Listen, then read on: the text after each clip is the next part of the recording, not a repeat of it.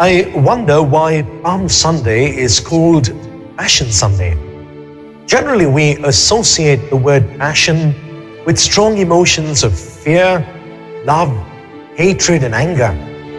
Passion is also unlimited zeal and enthusiasm, and this enthusiasm can be negative or positive.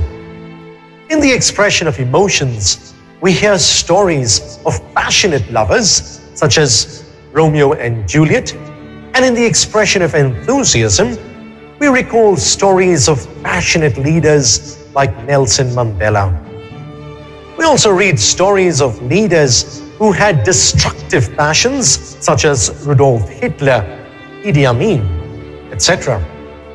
Scriptures warn against negative passions such as anger, lust, and hatred, and encourages crucifying passions of the flesh.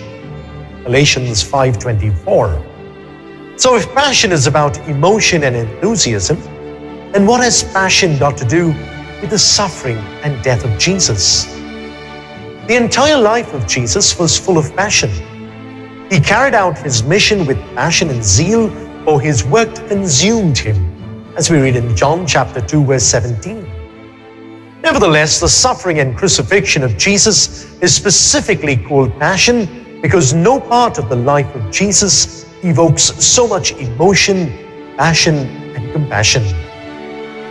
The sorrowful mysteries of the Holy Rosary provide a good summary of the Passion narrative.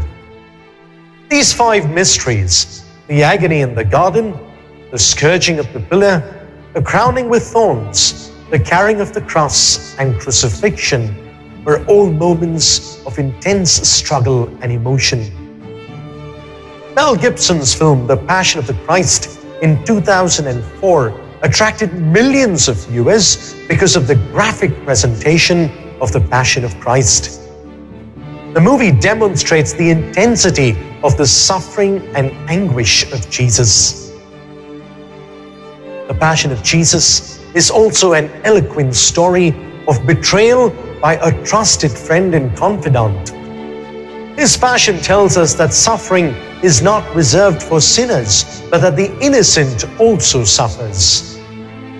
John Piper, author of the book The Passion of Jesus Christ, says, Christ did not die to make good works merely possible or to produce a half-hearted pursuit. He died to produce in us a passion for good deeds. Therefore, ultimate lesson of the Passion story is positive. The tree of death, that is the cross, is transformed into the tree of life. 2 brothers lived together in the same apartment. The elder brother was an honest, hard-working, and God-fearing man, and the younger a dishonest, gun-toting, substance-abusing rogue. Many a night the younger man would come back into the apartment late, drunk, and with a lot of cash, and the elder brother would spend hours pleading with him to mend his ways and live a decent life. But the young man would have none of it. One night, the junior brother runs into the house with a smoking gun and blood-stained clothes. "I killed a man," he announced.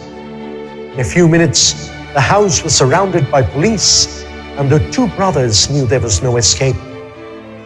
"I did not mean to kill him," stammered the young brother. "I don't want to die." By now, the police were knocking at the door. The senior brother had an idea. He exchanged his clothes with the blood-stained clothes of his killer brother. The police arrested him, tried him, and condemned him to death for murder. He was killed, and his younger brother lived. He died for his brother.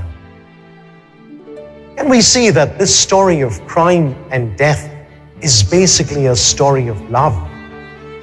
Similarly, the story of the suffering and death of Jesus, which we heard in the Passion, is basically a story of love.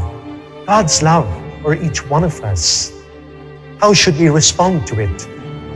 Well, how would you expect the younger brother to respond to the death of the older brother? We would expect him to respond with gratitude. Gratitude to his generous brother should make him turn a new leaf and never go back to a life of crime. He would be a most ungrateful idiot if he should continue living the sort of life that made his brother die. Gratitude should make him keep the memory of his brother alive.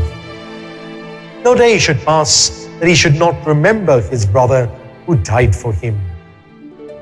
Finally, if the dead brother has got a wife and children, we should expect the saved brother, out of gratitude, to love and care for them. What God expects from us today is gratitude. Gratitude strong enough to make us hate sin of every shade and color, strong enough to make us translate our love of God into love of all of God's people. Wishing you a very holy week. For further updates, subscribe to our channel and please click on the bell icon. Thanks for watching.